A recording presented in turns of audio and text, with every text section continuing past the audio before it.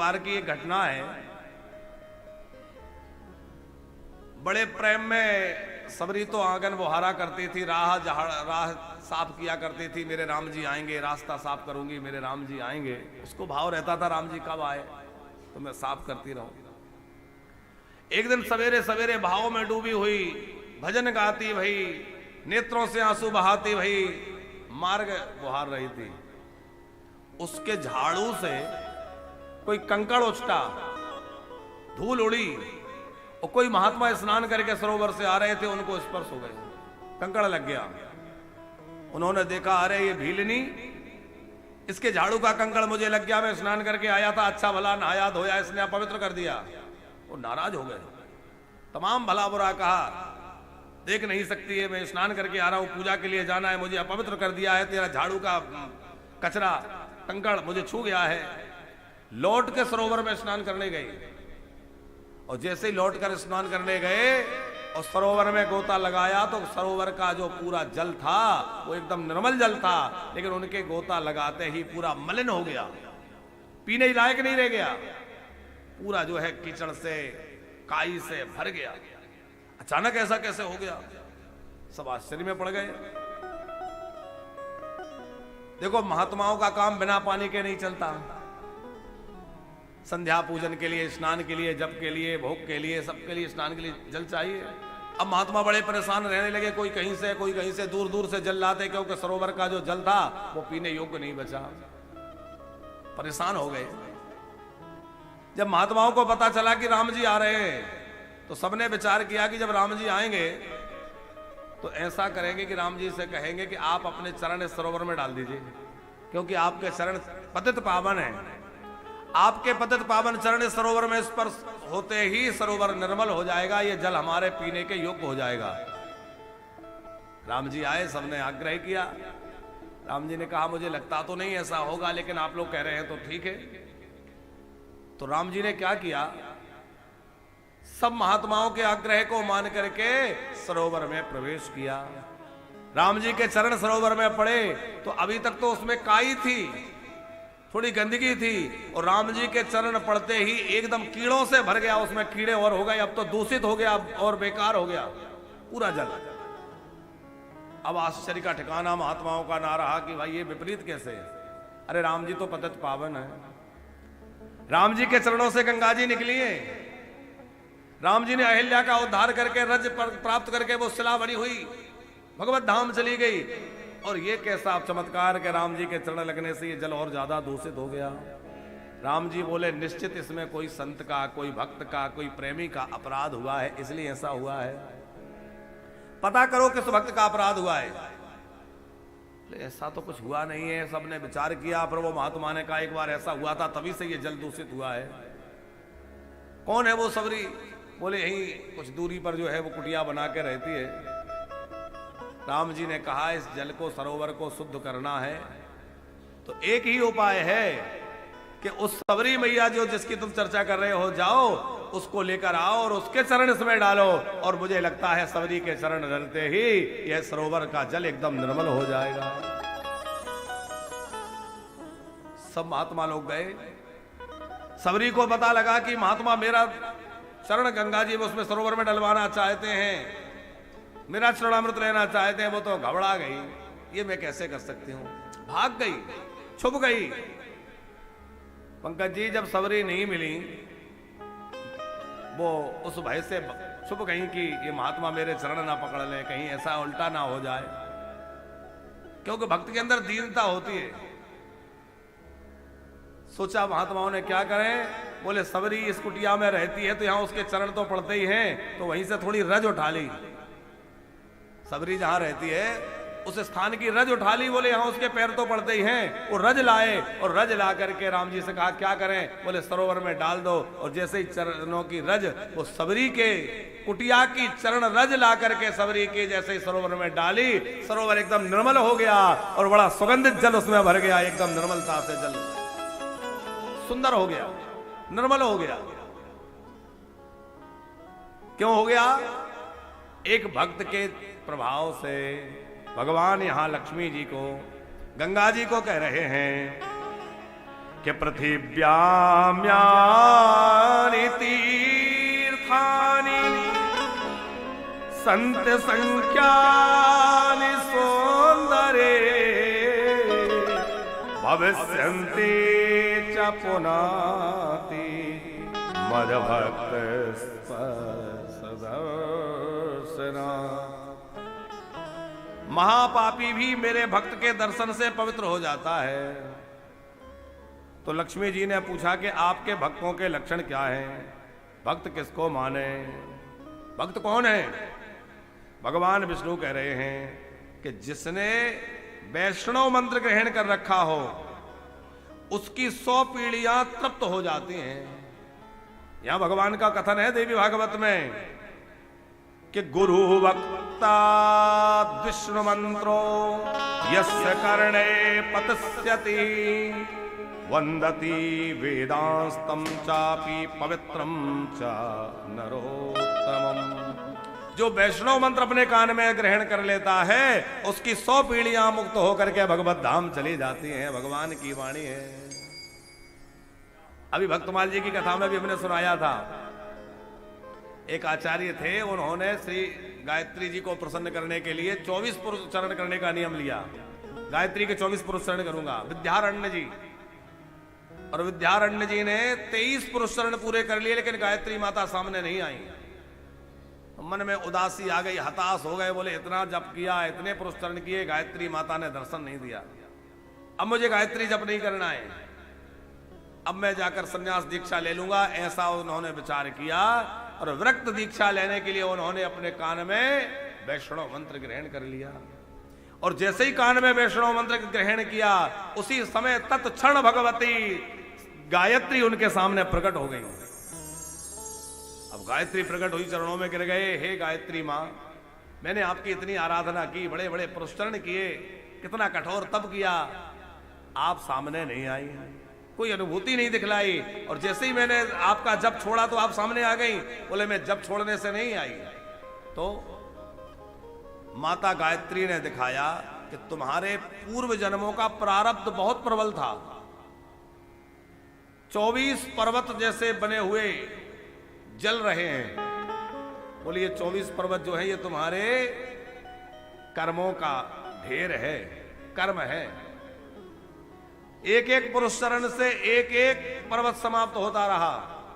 23 हो गए थे, एक और पुरुष चरण करते तो 24 जल जाते।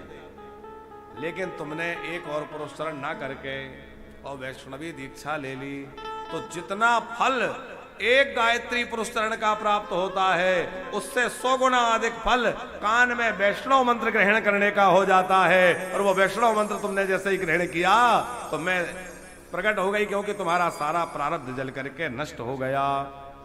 पूर्वेशानाम सताम पूर्वम तथा तज्जन्म मात्रता तथा तज्जन्म मात्रता। भक्त कौन है? बोले जिसने वैष्णव मंत्र दीक्षा ग्रहण की हो, जो मेरे गुणों के अनुसार आचरण करता हो। भगवान के गुण क्या है?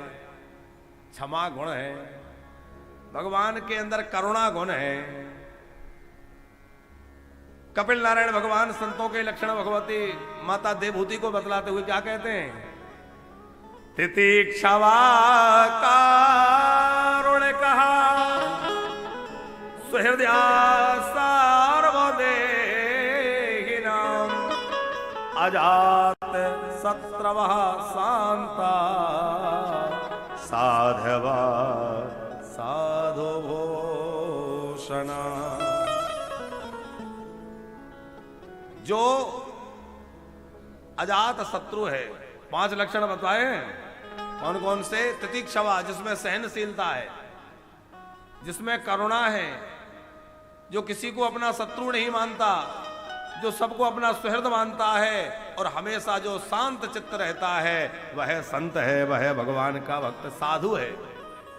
मद भक्ति युक्तो मदश्च सम्मुक्तो मद गुणान्विता मद गुणाधीन वृत्या कथविष्टश्च संततम। जो मेरे गुणों को सुनता रहता है, भगवान कह रहे हैं, जो मेरी भक्ति में लगा रहता है, मेरी कथा श्रवण में लगा रहता है, सदा मेरे चिंतन में लगा रहता है, वह मेरा भक्त है। क्योंकि मेरी कथा श्रवण मात्र से जो आनंद विभोर हो जाए, जिसका शरीर पुलकित हो जाए, रोम रोम खिल उठे, वो भक्त है।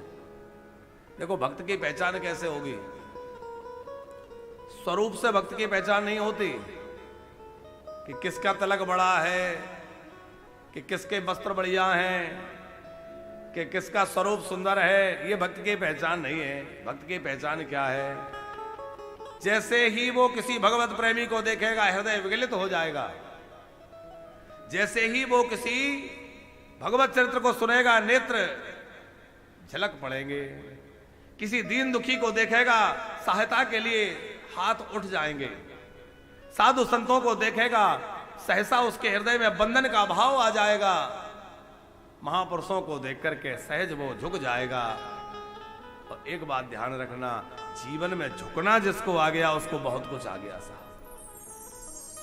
अच्छा पंकज जी, कोई आदमी जब ऊपर चढ़ रहा होता है तो वो झुक जाता है कि नहीं?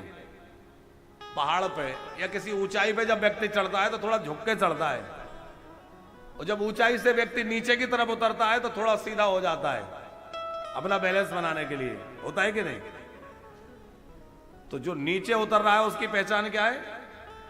वो सीधा हो जाएगा, अकड़ जाएगा। और जो ऊपर चढ़ रहा है वो झुक जाएगा।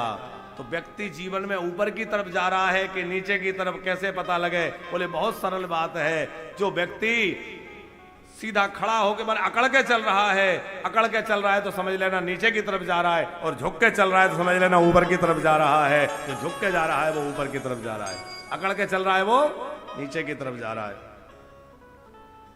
मम गुण गावत पोलक शरीरा, मन गुण गावत पोलक शरीरा, कद कद गिरा नयन बहनीरा, कद कद गिरा नयन महाधीरा, कद कद गिरा नयन बहनीरा,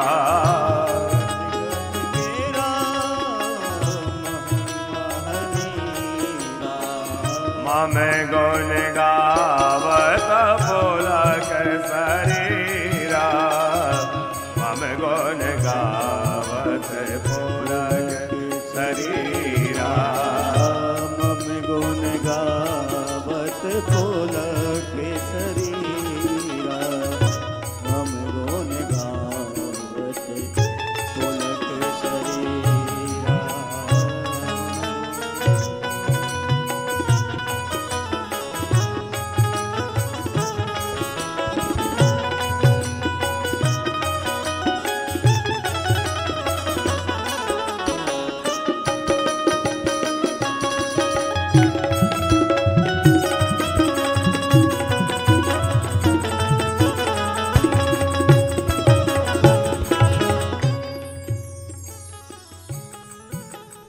भक्त के लक्षण क्या है? भगवान लक्ष्मी जी को बतला रहे हैं, गंगा जी को बतला रहे हैं। मदो भक्ता यत्र तिष्ठन्ति पादम प्रक्षालयन्ति च तत्स्थानं च महातीर्थं सुपवित्रं भवेत् ध्रुवम्। देवी भागवत के श्लोक बहुत प्यारे हैं, याद करने लायक हैं। भगवान कह रहे हैं मद भक्ता यत्र तिष्ठन्ति, मेरे भक्त जहां बैठते हैं, पाद प्रक्षालयन्ति च, और जहां उनके चरण धोए जाते हैं, तत् स्थानम च महातीर्थम, जहां मेरे भक्तों के चरण धोए जाते हैं और उनका चरणामृत गिरता है, वह स्थान महातीर्थ हो जाता है। सुपवित्रम भवेत् ध्रुवम, वह परम पवित्र स्थान हो जाता है। उनका चरणामृत जहां गिरता है वह स्थान परम पवित्र हो जाता है, तीर्थ रूप हो जाता है। व्रत ना करने वाला, संध्या ना करने वाला, गायत्री ना करने वाला, बद करने वाला, ऐसा कोई महापापी भी हो, वह भी संतों के चरणामृत से पवित्र हो जाता है। ऐसे संतों के चरणामृत में प्रभाव है। एकादशी विहीनश्च संध्याहीनोत्थनास्तिका नरघाती भवेत पूतो मदभक्ता स्पर्श दर्शनात्। भगवान बहुत बड़ी बात कह रहे हैं। एकादशी विहीनश्च, जिसने कभी एकादशी व्रत भी नहीं किया, इसका मतलब एकादशी सबको करनी चाहिए, ये महापापों में है। भाई उदाहरण दिया जाता है तो बड़ी बात का दिया जाता है, छोटी क्या दे। उदाहरण पापी का देना हो तो बड़े से बड़े पापी का दिया जाता है। तो भगवान कह रहे हैं जिसने ऐसे अपराध कर रखे हो, माने एकादशी में जो अन्न खाता है, कोई एकादशी न करने वाला हो, संध्या से हीन हो, हत्यारा हो, वह भी संतों के दर्शन और स्पर्श से पवित्र हो जाता है। मदभक्त स्पर्श दर्शनात्। इसलिए भैया हमेशा संतों के चरणों से लगे रहो, संतों के चरणों का आश्रय लिए रहो, भगवान के भक्तों का आश्रय लिए रहो। है हमारे कबीर बाबा तो कहते हैं कि संतन के संग लाग रे तेरी अच्छी बनेगी, संतन के संग लाग रे तेरी अच्छी बनेगी, संतन के संग लाग रे तेरी अच्छी बनेगी। अरे अच्छी बनेगी तेरी बिगड़ी बनेगी, अच्छी बनेगी तेरी बिगड़ी बनेगी, अच्छी बनेगी तेरी बिगड़ी बनेगी, अच्छी बनेगी तेरी बिगड़ी बनेगी। अरे हो ये तेरा बड़ा भाग रे तेरी अच्छी बनेगी, संतन के संग लाग रे वो तेरी अच्छी बनेगी।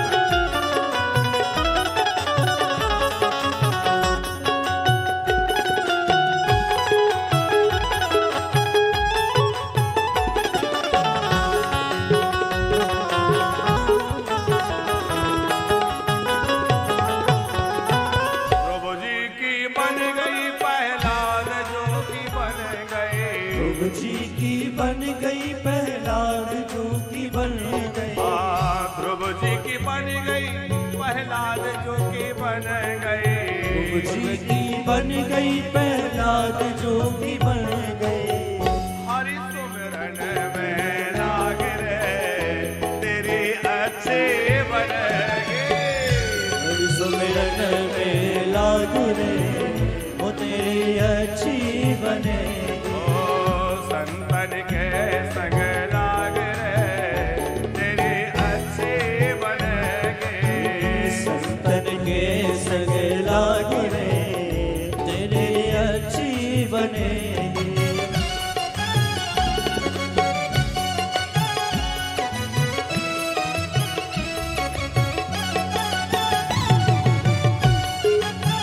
जय हो।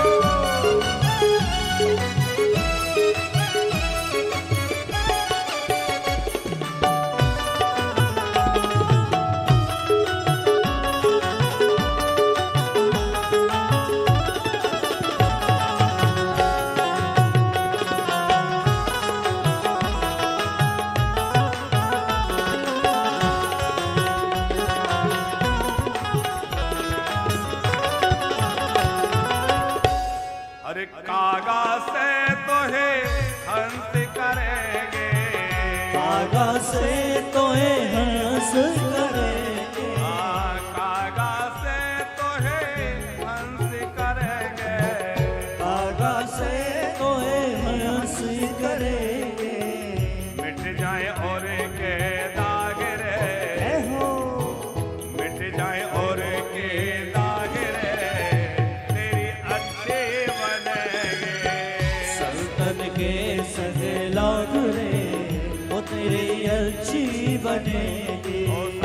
संतन के संग लाग रे तेरी अच्छी बनेगी। संतन के संग लाग रे तेरी अच्छी बनेगी। ओ संतन के संग लाग रे तेरी अच्छी बनेगी। संतन के संग लाग रे तेरी अच्छी बनेगी।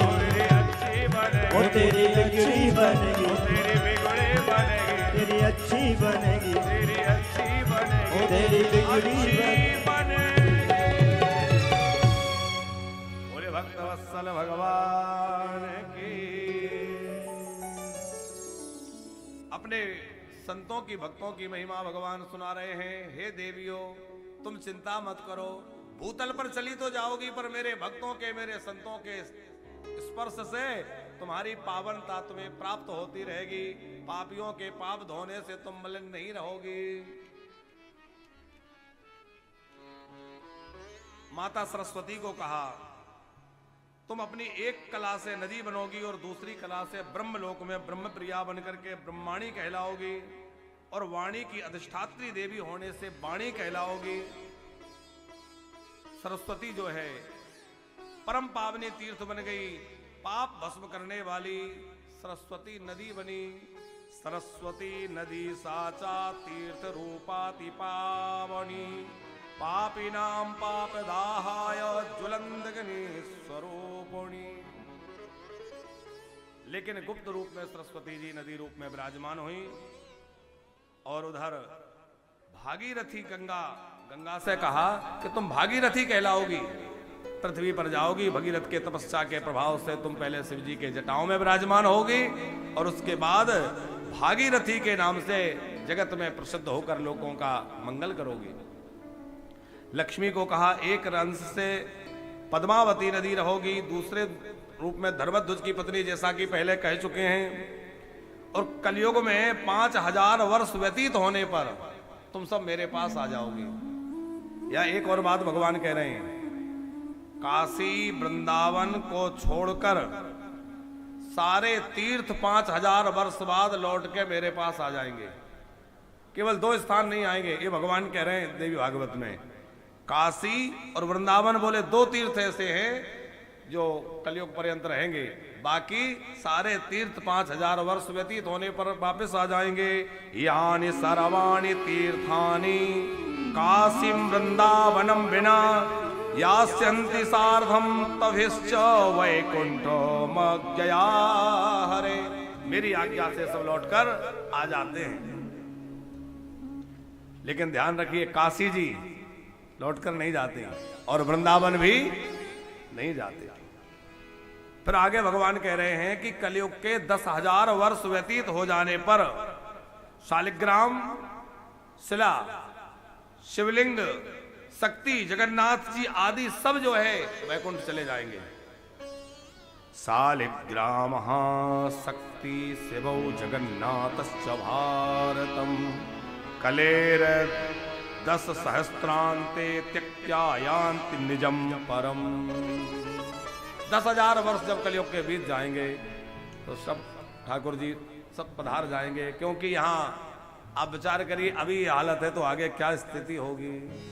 लेकिन जब जब अधर्म बढ़ता है भगवान किसी ना किसी रूप में आते हैं और आकर अधर्म का नाश करके पुनः धर्म की स्थापना करते हैं, और पुनः धर्म की स्थापना होगी, पुनः तीर्थ प्रकट होंगे, पुनः भगवान के स्वरूप प्रकट होंगे, और पुनः सृष्टि के इसी प्रकार आनंद चलता रहेगा। ये सब क्रम चलता रहता है। गंगा अवतरण की कथा सुनाई, किस प्रकार महाराज भगीरथ ने तप करके गंगा जी को प्रकट किया। करोड़ों जन्मों के पाप गंगा जी के स्पर्श से समाप्त हो जाते हैं। और बड़ी बात भगवान कह रहे हैं, बोले गंगा जी को छू करके जो वायु बह रही है, मान लीजिए गंगा जी तो आपको नहीं मिली या स्नान नहीं किया, गंगा जल भी नहीं मिला, लेकिन गंगा जी के जल को छूकर जो वायु आपके पास आई और वो वायु आपके शरीर को लग गई, तब भी आपके करोड़ों जन्मों के पाप नष्ट हो जाएंगे। कोटि जन्मार्जितम पापम भारते यत कृतम नृभि गंगायावात स्पर्शेन नश्यतीति श्रुतौ श्रुतम। गंगा जी में जाके कोई स्नान करे, उसकी विधि और उसका महात्म तो अद्भुत है ही, लेकिन 100 योजन दूर से कोई गंगा जी का नाम ले ले, घर में स्नान कर रहा है और घर में स्नान करते करते 100 योजन दूर से गंगा जी का स्मरण कर ले, तो भी उसको गंगा स्नान का फल प्राप्त होकर जाता है और वो विष्णु लोक को चला जाता है। गंगे गंगेति यो ब्रूयात योजना नाम सतैरपि मुच्यते सर्व पापेभ्यो विष्णु लोकश्च गच्छति, वो विष्णु लोक को चला जाता है। इसलिए जब भी अपने घर में स्नान करो तो स्नान करते समय गंगे गंगे अवश्य पुकारा करें। हमारे पूर्वज लोग, हमने देखा पिताजी दादी गंगा यमुना च गोदावरी सरस्वती नर्मदी कावेरी सब तीर्थों का स्नान कर, नाम लेते लेते स्नान करें। जैसे वो स्नान के लिए गए, तीर्थों का नाम प्रारंभ हो गया, तो जिन तीर्थों का नाम स्नान के समय हम लेंगे वो सब नदियां, वो सब तीर्थ अपने आप जल में प्रविष्ट हो जाएंगे और हमें पवित्र करेंगे। इसलिए स्नान करते समय हमेशा तीर्थों का नाम लेना चाहिए। आजकल तो लोगों को गाना गाने की आदत है। हाँ, लोग बाथरूम में जाके गाना गाते हैं। अरे बाथरूम में जाके गाना मत गाओ, बाथरूम में जाके भैया गंगा जी का ध्यान करो, भगवान का ध्यान करो। गंगा आदि तीर्थों का स्मरण करने से क्या होगा, स्नान के काल में तीर्थों का स्मरण करने से तीर्थ स्नान का फल प्राप्त हो जाएगा। मरते समय किसी को गंगा जी का जल मिले ना, गंगा जल ना मिले, 100 योजन दूर उसकी मृत्यु हो रही हो और मरते समय उसके मुंह से गंगा जी का नाम निकल जाए, भले ही जल ना मिला, यदि मरते समय गंगा नाम का स्मरण करके भी उसने प्राण त्याग दिए, तब भी वह पाप मुक्त होकर विष्णु लोक का अधिकारी हो जाता है, विष्णु पद को प्राप्त कर लेता है। अन्यत्र वा त्यजेत प्राणास त्वन्नाम स्मृति पूर्वकम तस्मै ददामि सारोप्यम असंख्यम प्राकृतम लयम। कोई कितना बड़ा पापी हो, गंगा जी का स्मरण करके शरीर छोड़े तो वह सारूप्य मुक्ति भगवान की प्राप्त कर लेता है। ऐसी गंगा जी की महान महिमा है, भगवान कह रहे हैं। करोड़ों जन्मों के संचित पाप भारत में प्रवाहित गंगा जी के वायु स्पर्श से समाप्त हो जाते हैं। गंगा जी ने पूछा, पापी मुझ में स्नान करेंगे, आपने कहा भक्तों से मैं पवित्र हो जाऊंगी, वो तो ठीक है, पर मुझे सुख कैसे मिलेगा। दास्यन्ति पापिनो मह्यम पापानि यानि कानि च तानि मे केन नश्यन्ति तमुपायाम वद प्रभो। आपसे तो वियोग हो जाएगा, ठीक है, मेरे पापियों के जो पाप आएंगे संतों के स्पर्श से मुक्त हो जाएंगे, पर आपसे जो वियोग होगा उसका दुख कैसे दूर होगा।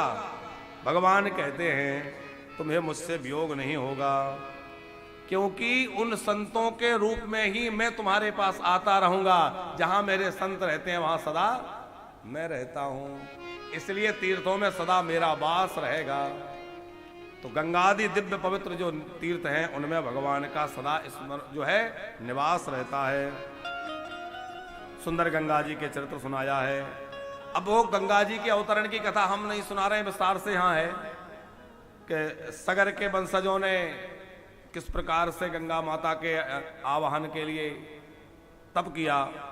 असमंजस, अंशुमान, दिलीप, भगीरथ आदि ने तप किया, भगीरथ के तप से गंगा जी प्रकट भई। वो कथा तो प्रसिद्ध है, सब जानते ही हैं।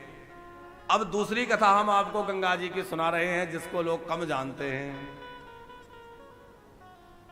भगवान बड़ी सुंदर कथा वेद व्यास जी जन्मेजय जी को सुना रहे हैं। हे जन्मेजय, गंगावतरण की दूसरी प्रसंग में तुम्हें सुनाता हूं कि गंगा जी कैसे भूतल पर आई। कथा आरंभ करते हुए व्यास जी ने गणेश जी का स्मरण किया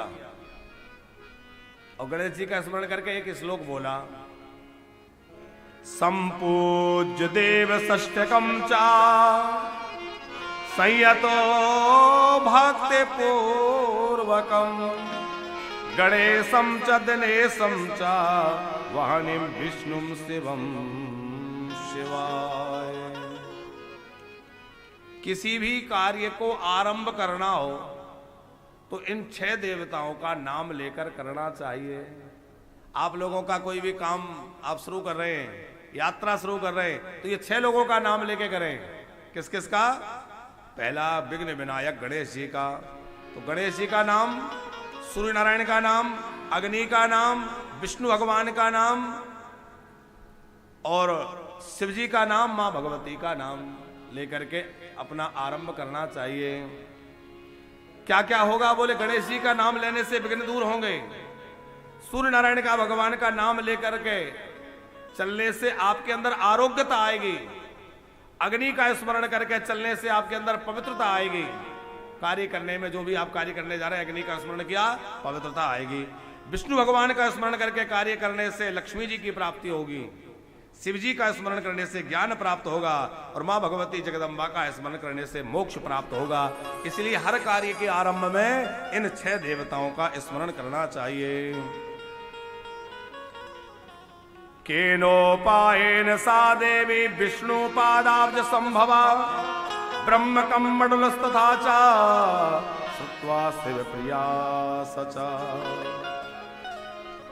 जन्मेजय जी का प्रश्न है कि ब्रह्मा जी के कमंडल में गंगा जी कैसे आई, कैसे शिव प्रिया कहलाई, शिव जी के जटा में कैसे आई, वो कथा कहिए। तो व्यास जी कह रहे हैं, एक समय कार्तिक मास का अवसर था और कार्तिक की पूर्णिमा के अवसर पर नित्य गौलोक धाम में एक बड़ा दिव्य महोत्सव हो रहा था। पहले हम संक्षिप्त स्मरण प्रसंग का कर चुके हैं। पूर्णिमा का अवसर, कार्तिक की पूर्णिमा थी, राधा कृष्ण विराजमान थे। कार्तिक्याम पूर्णिमायाम तो राधाया सुमहोत्सव। भगवान शंकर पधार गए, ब्रह्मा जी पधार गए, भगवान विष्णु पधार गए, इंद्रादि देवता पधार गए, नारद जी, सुख सनकादि, भीष्मादि भगवान के जितने प्यारे प्यारे भक्त हैं सब वहां आ गए। कि एतस्मिन् अंतरे शंभोर ब्रह्मण प्रेरितो मोह। वहां पर वीणा बजाने के लिए सरस्वती जी प्रकट हो गई। सरस्वती जी तो संगीत की देवी हैं और सरस्वती जी बड़ी सुंदर वीणा बजाने लग गई। भगवान शंकर गायन में बड़े कुशल हैं, भोले बाबा गीत गाने लग गए। गोविंद के गुणों को, राधा कृष्ण जो है उन दोनों के दिव्य गुणों को, युगल सरकार के गीतों को गाने लगे। नारद जी भी सुंदर वीणा बजाने लग गए, इंद्र मृदंग बजाने लग गए और वहां रास मंडल प्रकट हो गया। और जैसे हमारे वृंदावन के निधिवन में रास होता है तो यहां भी रास होता है, नित्य गौलोक में रास होता है। नित्य गौलोक के रास में सब देवता प्रकट होकर के बड़ा सुंदर उत्सव मनाने लगे और सब नाच रहे हैं, आनंद हो रहा है। कि राधा नाचे, कृष्ण नाचे, नाचे नाचे नाचे देवगण, राधा नाचे, कृष्ण नाचे, नाचे देवगण। ओ मन मेरो बन गयो सखी रे पावन वृंदावन। मन मेरो बन गयो सखी रे पावन वृंदावन। मन मेरो बन गयो सखी रे पावन वृंदावन। मन मेरो बन गयो सखी रे पावन वृंदावन। राधा नाचे, नाचे नाचे कृष्ण नाचे, नाचे नाचे राधा नाचे, कृष्ण नाचे, नाचे गोपी जन। मन मेरो बन गयो सखी रे पावन वृंदावन। मन मेरो बन गयो सखी रे पावन वृंदावन।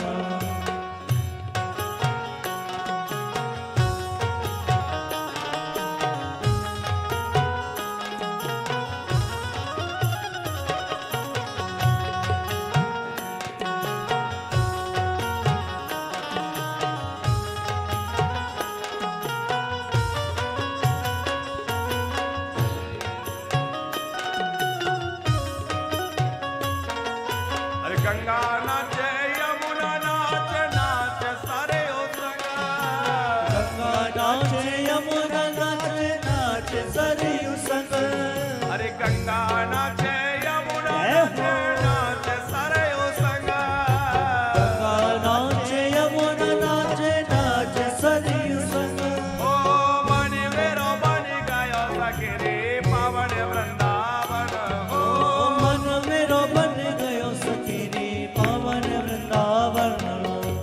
राधा नाचे नाचे रे नाचे राधा नाचे कृष्ण नाचे नाचे गोपी जन।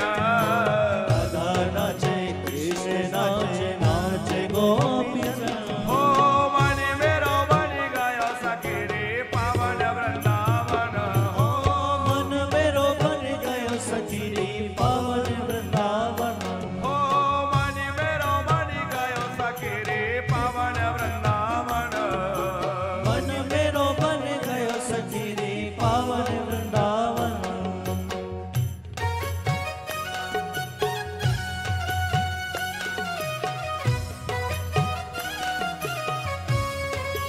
जय हो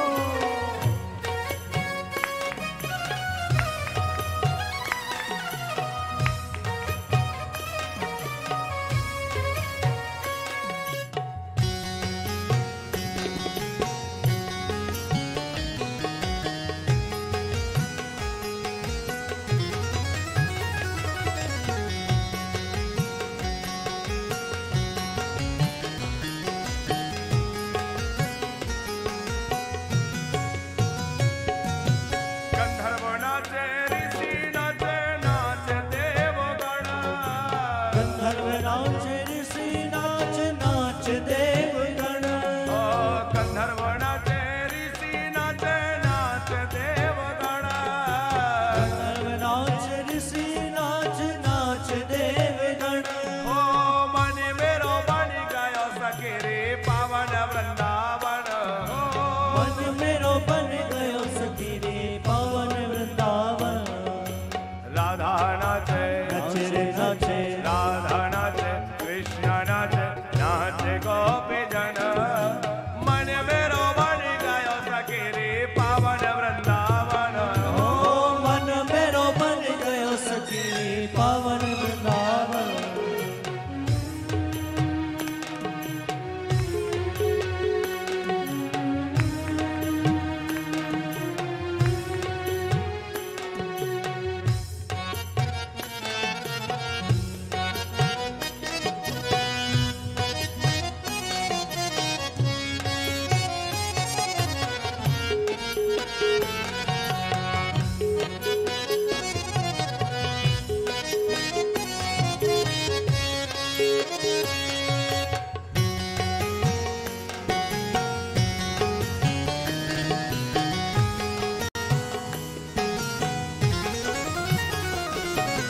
ब्रह्मा नाचे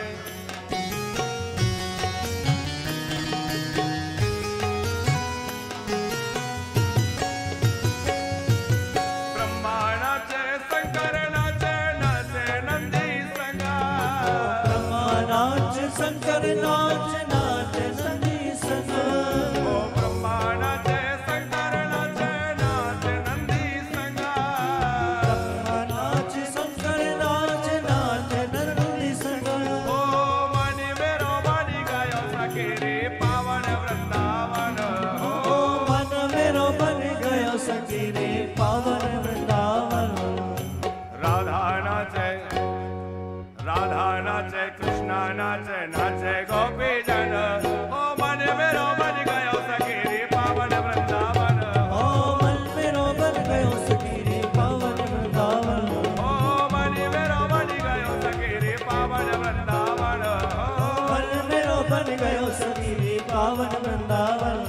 ओ राधा नाचे नाचे राधा नाचे कृष्ण नाचे नाचे गोपी जन। राधा नाचे कृष्ण नाचे नाचे गोपी जन। ओ मन मेरो बन गयो सखी रे पावन वृंदावन मन मेरो बन गयो सखी रे पावन वृंदावन। ओ मन मेरो बन गयो सखी रे पावन वृंदावन। मन मेरो बन गयो सखी रे पावन वृंदावन। बोलिए भक्तवत्सल भगवान की रास बिहारी भगवान की जय। बड़ा दिव्य रास वहां हो रहा था नित्य गौलोक धाम में। और उस रास मंडल में सबने देखा, सब नाचते नाचते विभोर हो रहे थे।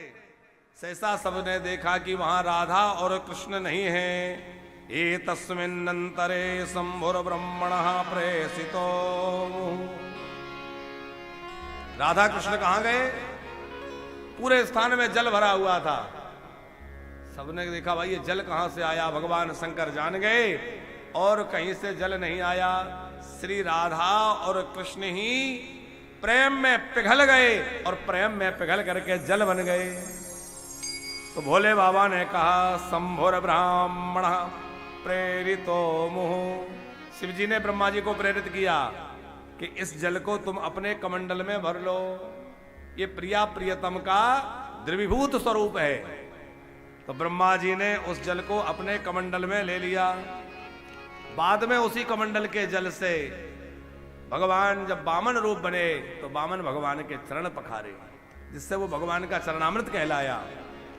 वही जो है अलकनंदा भद्रा चक्षु आदि रूपों में प्रकट हुआ और वही भगीरथ के तपस्या करने से पहले जटा शंकरी बनी, भगवान शंकर के जटाओं में आकर के विराजमान भई और फिर गौमुख से निकल करके सब भारतवर्ष को पवित्र करती भई और गंगा सागर में जाके गंगा जी मिल गई हैं। बोल गंगा मैया की। गंगा जी की कथा सुनाई है और उसके बाद तुलसी, लक्ष्मी जी जो है वो तुलसी बनी। सरस्वती, लक्ष्मी, गंगा, तीन देवियां थी ना भगवान विष्णु की पत्नियां। तो जो लक्ष्मी जी हैं वो धर्मध्वज की बेटी बनकर के प्रकट हुई। धर्मध्वज जो राजा थे इनकी पत्नी का नाम था माधवी। इनके यहां पहले कोई संतान नहीं थी। इन्होंने तपस्या की और तपस्या के फलस्वरूप कार्तिक मास के शुक्ल पक्ष की पूर्णिमा, कार्तिक पूर्णिमा जो होती है शुक्रवार के दिन, इनके यहां बेटी का जन्म हुआ। और वो बेटी कोई और नहीं थी, भगवान की वही शक्ति जिससे कहा गया था कि तुम वृक्ष हो जाओ। तो भगवान की वही शक्ति प्रकट हुई। कार्तिकी पूर्णमायाम तो शिववारे चास्पात्मज सोवा सुसावसा च पद्मासाम पद्मनीम ताम मनोहराम। पहले इनका नाम तुलसी रखा गया। और तुलसी नाम क्यों पड़ा? बोले इनकी तुलना में कोई नहीं था, इसलिए इस कन्या का नाम तुलसी रखा गया। अपने पिताजी से आज्ञा लेकर के बद्रिकाश्रम में तप करने चली गई। 1 लाख वर्षों तक इसने तपस्या की और 1 लाख वर्षों तक तपस्या करने से भगवान प्रकट हो गए। वरदान मांगो। इसने वरदान मांगा, अहम नारायणम कांतम शांतम सुंदर विग्रहम। मैं श्री हरि को ही कांत रूप में चाहती हूं और कोई वरदान नहीं चाहते। ब्रह्मा जी ने कहा निश्चित तुम्हारा मनोरथ पूर्ण होगा, तुम्हें भगवान प्राप्त होंगे। अभी जो है शंखचूड़ तुम्हारा पति होगा और शंखचूड़ के साथ विवाह होने के बाद तुम्हें बाद में भगवान नारायण की प्राप्ति होगी और सदा सर्वदा तुम नारायण के साथ ही विराजोगी। शंखचूड़ कौन था? भगवान का नित्य गोलोक का ही एक पार्षद था, गोप था, जिसका नाम था सुदामा। नित्य गोलोक में सुदामा नाम का एक गोप था। वो सुदामा जी अलग हैं, ब्राह्मण। सुदामा गोप जो है उसको एक बार राधा जी का श्राप लग गया। भगवान ने कहा अंदर किसी को आने मत देना। राधा जी अंदर जाने लगी, सुदामा गोप ने रोक दिया, अंदर कोई नहीं जा सकता। राधा जी ने कहा हमको रोकोगे? बोले प्रभु की आज्ञा है, कोई भी अंदर नहीं जाएगा तो आप भी नहीं जाएंगे। बार बार आग्रह किया मुझे जाने दो। सुदामा ने हट पकड़ ली, नहीं जाने दूंगा। श्राप दे दिया कि जो कृष्ण मिलन में बाधा उत्पन्न करे वो राक्षस है, जाओ तुम असुर हो जाओ। सुदामा गोप को लगा मैंने तो अपना कर्तव्य निभाया था, इन्होंने मुझे बेकार श्राप दे दिया। मैं भी श्राप देता हूं कि तुम्हें 100 वर्षों तक श्री कृष्ण का वियोग सहना पड़ेगा। राधा जी को सुदामा गोप ने श्राप दे दिया। तो उसी राधा जी के श्राप के फलस्वरूप वह सुदामा नामक गोप शंखचूड़ नाम का राक्षस बना। बाद में भगवान ने उद्धार किया और वही सुदामा जी का श्राप, जो सुदामा गोप का श्राप राधा जी को लगा, जिससे नित्य संयोग होते हुए भी लीला में 100 वर्षों का वियोग श्री कृष्ण के साथ राधा जी का हुआ, ये सुदामा गोप के श्राप का ही प्रभाव था। ब्रह्मा जी ने कहा हे तुलसी तुम आगे चल करके वृक्ष बनोगी और तुम्हारा नाम वृंदावनी होगा। कोई वृंदा कहेगा, कोई वृंदावनी कहेगा। वृक्ष रूप में रह करके तुम जीवों का कल्याण करोगी और भगवान की अत्यंत प्रिया रहोगी। भगवान इतना प्रेम तुमसे करेंगे जब तक तुम्हारा समावेश नहीं होगा, कुछ वस्तु ग्रहण नहीं करेंगे। जब तक तुम्हारा समावेश नहीं होगा, पूजा पूर्ण नहीं होगी। आप भगवान को चाहे जितने उपचार से पूजा कर लीजिए। पंकज जी, जैसे आप भोजन में कितने भी पदार्थ बना लीजिए पर तुलसी ना डाले तो वो प्रसाद नहीं है, वैसे ही घर में ठाकुर जी की पूजा आप कर रहे हैं, शालिग्राम जी की पूजा कर रहे हैं, आप कितना भी कुछ पूजा में चढ़ा दीजिए, तरह तरह के पुष्प चढ़ा दीजिए, आभूषण चढ़ा दीजिए, गंध पुष्प धूप दीप आदि आदि सब कर दीजिए, पर तुलसी ठाकुर जी को नहीं चढ़ी तो पूजा अपूर्ण है, पूर्ण नहीं है। ब्रह्मा जी कह रहे हैं कि वृंदावने वृक्ष रूपा नामना वृंदावनी चा संख्यचूड़ नाम दैत्य तब पत्नी भविष्य। अभी तुम संख्यचूड़ की पत्नी बनो, बाद में वृक्ष बन करके वृंदावनी कहलाओगे, भगवान की अत्यंत प्रिया रहोगी। उधर संख्यचूड़ ने भी कठोर तप किया था। पुष्कर में जाकर ब्रह्मा जी ने उसको कृष्ण मंत्र और एक कवच प्रदान किया था। इस कवच को कोई भेद नहीं सकेगा। तुलसी से संख्यचूड़ का विवाह हो गया। संख्यचूड़ बड़ा पराक्रमी वरदान पाकर के स्वर्ग को अपने अधीन कर लिया, सब देवताओं को पराजित कर दिया और अपनी पत्नी के साथ आनंद पूर्वक रहने लगा। देवता दुखी थे, कैसे इससे पीछा छूटे, पर महान पतिव्रता नारी जब तक इसके साथ है और कृष्ण कवच इसके पास है तब तक कोई इसको परास्त नहीं कर सकता। शिवजी भी परास्त नहीं कर सकते। क्या किया जाए? शिवजी ने पुष्पदंत नाम के दूत को भेजा और जाकर कहा कि इससे कहो कि स्वर्ग लौटा दे। संख्यचूड़ ने कहा मैं कल सेना लेकर शिवजी पर आक्रमण करूंगा। अगले दिन उसने बड़ी भारी सेना लेकर के भगवान शंकर पर ही आक्रमण कर दिया। युद्ध के लिए भगवती भद्रकाली, भैरव, कार्तिकेय जी आदि आदि बड़ी भारी सेना लेकर के संख्यचूड़ से भिड़ गए। भगवान शंकर ने पाशुपतास्त्र उठा लिया और जैसे ही पाशुपतास्त्र उठाया, वो तो अमोघ अस्त्र है, जैसे ब्रह्मास्त्र अमोघ है, इसी प्रकार भगवान शंकर का पाशुपतास्त्र अमोघ है। जैसे उठाया तो आकाशवाणी हुई, हे भगवान शंकर सर्वथा तुम समर्थो ही क्षणाद ब्रह्मांड नाशने किमेक दानवशेष संख्यचूड़स्य सांप्रतम। हे महादेव, आप एक क्षण में सारे ब्रह्मांड को समाप्त करने की सामर्थ्य रखते हैं, पर ये असुर क्या चीज है? लेकिन ब्रह्मा जी की वाणी झूठी पड़ जाएगी, वचन झूठा हो जाएगा। इसके पास वो कृष्ण कवच है और अपनी सती नारी का सतत्व है, आप इसको इस प्रकार मत मारिए। भगवान शंकर ने अपना अस्त्र रोक लिया। फिर भगवान विष्णु वृद्ध ब्राह्मण का भेष बनाकर भिक्षा मांगने के लिए गए। युद्ध मैदान में संख्यचूड़ से कहा भिक्षा चाहिए। संख्यचूड़ ने कहा जो मांगना है मांग लो। भगवान विष्णु ने वृद्ध ब्राह्मण थे, बोले कवच दे दो। अब बताओ, युद्ध के अवसर पे कवच कोई मांग ले?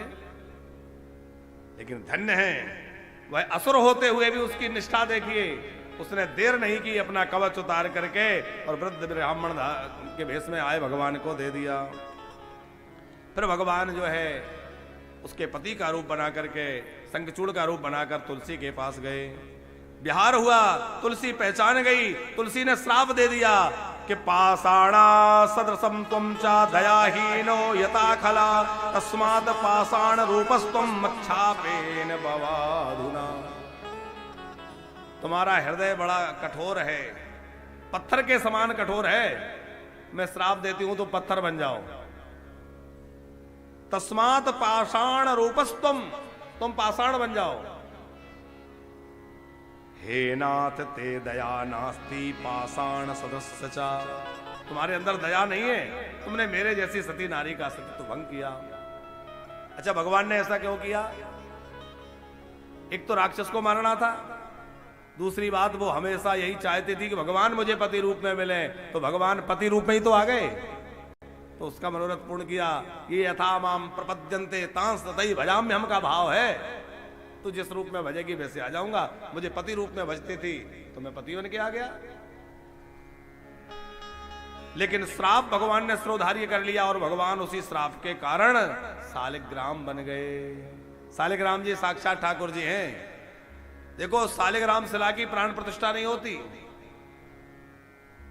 नर्मदा में से निकले हुए जो बाणलिंग हैं, शिवलिंग हैं, जिनको नर्मदेश्वर शिवलिंग भी कहते हैं, नर्मदेश्वर शिवलिंग की प्राण प्रतिष्ठा नहीं होती। और शालिग्राम जी में आवाहन प्रतिष्ठा की आवश्यकता नहीं है। गंडकी नदी के जो पत्थर हैं वो सब साक्षात ठाकुर जी हैं। अच्छा, शालिग्राम शिला जितनी छोटी हो उतनी अच्छी है, उसका उतना ज्यादा महत्व है। यद्यपि छोटे बड़े का भेद नहीं है, पर छोटे शालिग्राम को भी कमजोर, छोटा मतलब कम महत्व ना समझें, उनका भी विशिष्ट महत्व है। भगवान ने कहा तुम गंडकी नदी बनोगी। अयम तनु नदी रूपा गंडकीति च विस्तृता पूता सुपुण्यदाय सुपुण्यदाननाम पुण्ये भवतु भारते। तुम्हारे केस से वृक्ष उत्पन्न होगा जिसका नाम तुलसी कहलाएगा, वो मुझे अत्यंत प्रिय होगी। तब केस समूहश्च पुण्य वृक्षोष्यति तुलसी के संभूता तुलसी च विस्तृता। तुम्हारे केसों से तुलसी पौधा उत्पन्न होगा, तुम गंडकी नदी बनोगी। ये कथा जो तुलसी जी की वृंदा की है, वृंदा की कथा भी इसी से जुड़ी है। तो शिव पुराण में कथा में थोड़ा अंतर है, यहां कथा में अलग अलग कल्पों में थोड़ी कथाएं अलग अलग ढंग से हैं। जो फल कार्तिक मास में, ध्यान से सुनना अब आप लोग, कार्तिक मास में 10,000 गायों के दान करने से जो फल प्राप्त होता है, वह फल एक तुलसी पत्र शालिग्राम को अर्पण करने से प्राप्त हो जाता है। गवाम युक्त दानेन तत्फलम लभेत तुलसी पत्र दानेन तत्फलम कार्तिके सती। अब कार्तिक का महीना हो और 10,000 गौएं मिले, वो भी बछड़े वाली गाय, ऐसी नहीं कि दूध नहीं दे रही तो चलो पंडित जी को दे दो। लोग ये भी होशियारी करते हैं। अब बोले गाय किसी काम की तो रही नहीं, दूध देने वाली है नहीं, चलो पंडित जी को दे दो। नहीं, सबत्सा दुधारू गाय हो 10,000, उनका दान करने से कार्तिक में जो फल मिलेगा भैया, वो फल आपको एक तुलसी पत्र शालिग्राम जी को चढ़ाने से प्राप्त हो जाएगा। इसलिए नित्य प्रति शालिग्राम जी को तुलसी चढ़ाएं। पंकज जी, आपको याद होगा गुरुजी एक स्मरण सुना रहे थे एक दिन, पूज्य मलुकपीठ वाले महाराज श्री जी बोले जीवन में कभी कोई उतार चढ़ाव ऐसा रहा, कोई परेशानी चल रही थी, तो श्री भक्तमाली जी मामा जी उन्होंने एक युक्ति बतलाई। वो जान गए कि इनके मन में कुछ समस्या है, कोई परेशानी है, एकांत में बुला के कहा। हम संक्षिप्त तो सुना रहे हैं महाराज जी की, क्योंकि किसी की आत्मकथा ज्यादा कहना ठीक नहीं, पर वो लोगों को एक उससे शिक्षा मिले। एकांत में उन्होंने कहा कि आप दुष्टों से घिर गए हैं, कुछ परेशान हैं, तो दुष्टों से बचने के बोले 2 रास्ते हैं, एक तो हनुमान जी वाला, एक भरत जी वाला। उन्होंने कहा हनुमान जी वाला कौन सा है? बोले हनुमान जी वाला मार्ग तो वो है कि जे मोई मारे ते में मारे, जो हमारे को परेशान करें हम भी उनके ऊपर कम ना पड़े, ईंट का जवाब पत्थर से दे। और दूसरा उपाय भरत जी वाला कौन सा है? बोले भरत जी वाला ये है कि भगवान से कहें जही विधि प्रभु प्रसन्न मन होई, करुणा सागर कीजिए सोई। आप जिसमें प्रसन्न रहें, हमें रुला के आपको अच्छा लग रहा है रुलाइए, हमें संपत्ति देके अच्छा लगता है संपत्ति दीजिए, विपत्ति देके अच्छा लग रहा है विपत्ति दीजिए। महाराज जी कहते हैं कि हमने कहा हनुमान जी वाला रास्ता तो हम नहीं अपना सकते, ऐसा स्वभाव नहीं, और भरत जी वाला करेंगे। तो महाराज जी ने वहां एक युक्ति बतलाई, वो मामा जी ने, भक्तमाली जी ने, कि तुलसी पत्र रख लीजिए और एक एक तुलसी पत्र शालिग्राम जी को चढ़ाइए, और एक एक तुलसी पत्र चढ़ाते हुए क्या कहिए?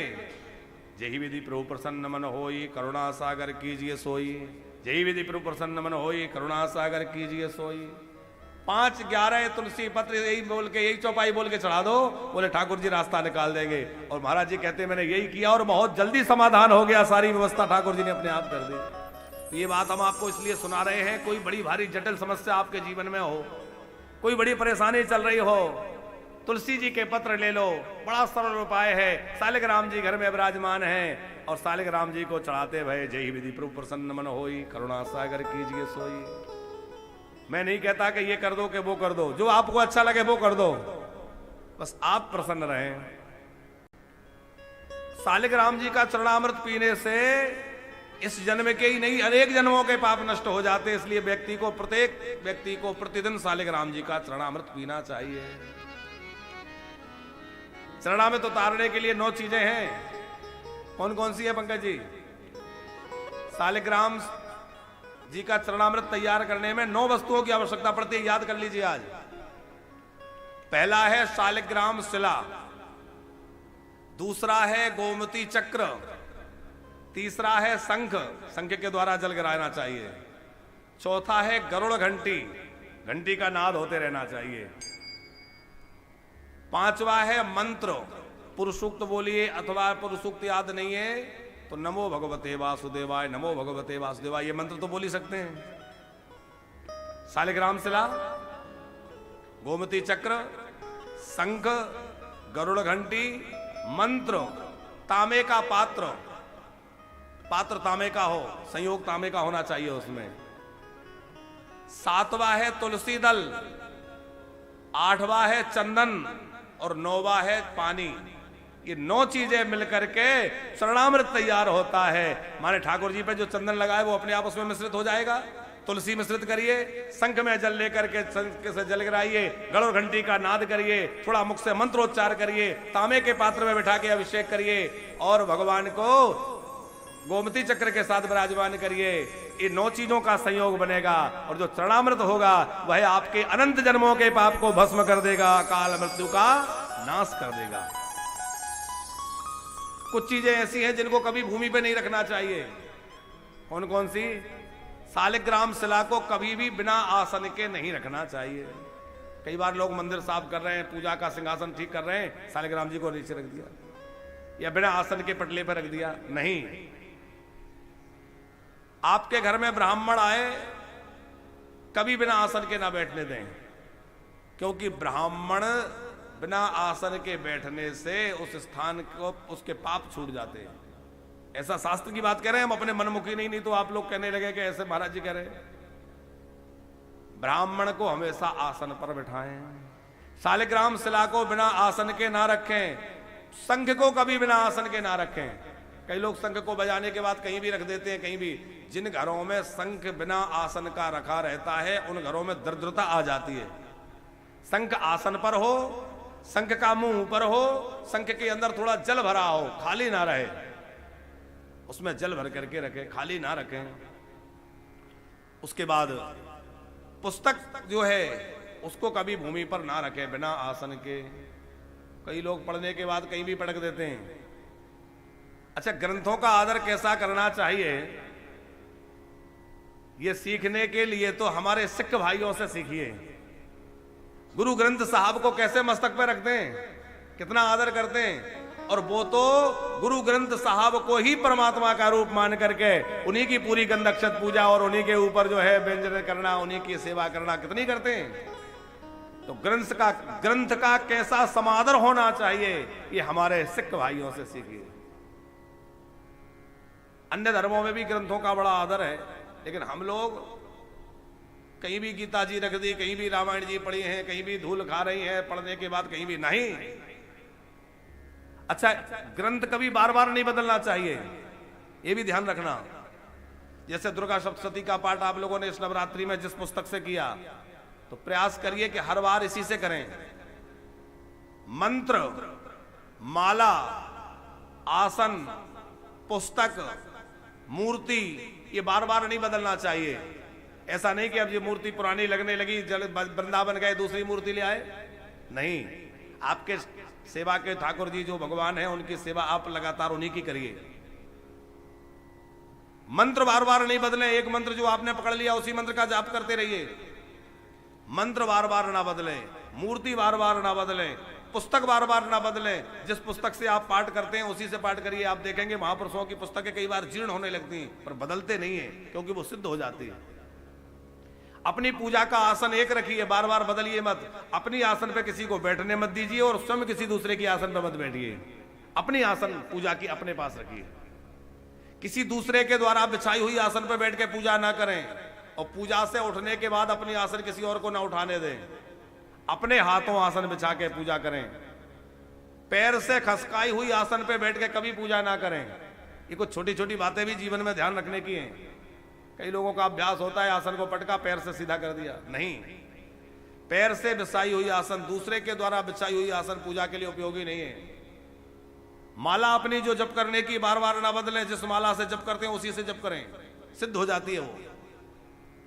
माला, मंत्र, मूर्ति, पुस्तक, आसन बार बार ना बदलें।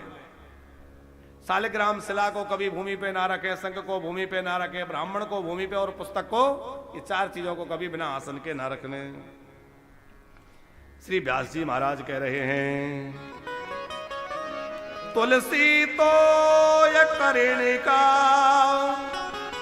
मृत्यु काले चयो लभेत रत्नयानाम समारोह्य वैकुंठे प्राप्त ध्रुवम। मृत्यु के काल में तुलसी का कण जिसको प्राप्त हो जाता है वह रत्नयान माने बड़े सुंदर सजे धजे विमान में बैठ करके विष्णु लोक को चला जाता है। सुधा घट सहस्त्रायाम या तुष्टस्तु भवेद घरे सा चतुष्टिर भवेद नूनम तुलसी पत्र दानता। व्यास जी एक बात कह रहे हैं पंकज जी, हजारों अमृत के कलशों को भगवान विष्णु को अभिषेक किया जाए, हजारों अमृत के कलशों से विष्णु भगवान का अभिषेक किया जाए, उससे जितना पुण्य प्राप्त होता है उतना पुण्य एक तुलसी पत्र शालिग्राम जी को अर्पण करने से प्राप्त हो जाता है। तुलसी काष्ठ निर्माण माला गृह्णाति यो नरा पदे पदे अश्वमेधस लभते निश्चितम फलम। जो तुलसी की माला धारण करता है और तुलसी गले में माला पहन करके जब चलता है वो, तो पदे पदे अश्वमेधस्य, एक एक पैर रखने में उसको अश्वमेध यज्ञ का फल प्राप्त होता है और निश्चित ही उसको भगवत पद की प्राप्ति होती है। जहां शालिग्राम शिला रहती है वहां श्री हरि, भगवती, लक्ष्मी और समस्त तीर्थ निवास करते हैं। शालिग्राम शिला यत्र तत्र सन्निहितो हरि तत्रैव लक्ष्मीर वसति सर्वतीर्था समन्विता। इसलिए प्रत्येक घर में शालिग्राम शिला होनी चाहिए। शालिग्राम जहां शिला होगी वहां सर्व तीर्थ विराजमान रहेंगे। लक्ष्मी जी, नारायण भगवान कभी छोड़ के नहीं जा सकते। लेकिन शालिग्राम शिला को प्रतिदिन स्नान होना चाहिए, प्रतिदिन राजभोग लगना चाहिए, अन्न का भोग लगना चाहिए, ठाकुर जी को नित्य तुलसी चढ़ना चाहिए। ये सेवा ठाकुर जी की कभी छूटे ना, उसमें नागा नहीं होना चाहिए। बाकी नहीं तो लाके तो रख लिए, फिर पूजा में कभी की कभी नहीं की तो बात नहीं बनेगी। ब्रह्म हत्या जैसे पापों से भी वो नष्ट हो जाता है जो शालिग्राम जी का चरणामृत पान करता है। यानि कानि च पापानि ब्रह्म हत्यादिकानि च तानि सर्वाणि नश्यन्ति शालिग्राम शिलार्चनात्। दान, व्रत, श्राद्ध, देव पूजा सभी शालिग्राम पूजा से सिद्ध होते हैं। इसलिए सब कार्यों में शालिग्राम जी को विराजमान किया जाता है। आपने देखा होगा यज्ञ हो तो शालिग्राम जी बैठेंगे। शादी ब्याह में भी अब तो परंपरा नहीं रही, अब तो देवता ही बेचारे घबराते हैं आने में यज्ञ में, उसमें शादी में। शादी का स्वरूप इतना विकृत हो गया कि देवता भी घबराते होंगे कि ये ब्राह्मण मुझे ना बुलाएं। शराब पी रहे हैं, जूते पी के बैठे हैं, जूते पहन के लोग बैठे हैं, शराब पी के बैठे हैं, क्या हालत होती। शादी में भी शालिग्राम भगवान को विराजमान करना विधान है, वो यज्ञ है। दान में, व्रत में, श्राद्ध में, देव पूजा में, सभी में शालिग्राम भगवान का अर्चन अवश्य होना चाहिए, तभी उसकी ठीक से सिद्धि होती है। दानम व्रतम प्रतिष्ठा च श्राद्धम च देव पूजनम शालिग्रामस्य सन्निधात् प्रशंस्तम तद भवेद्दितिः।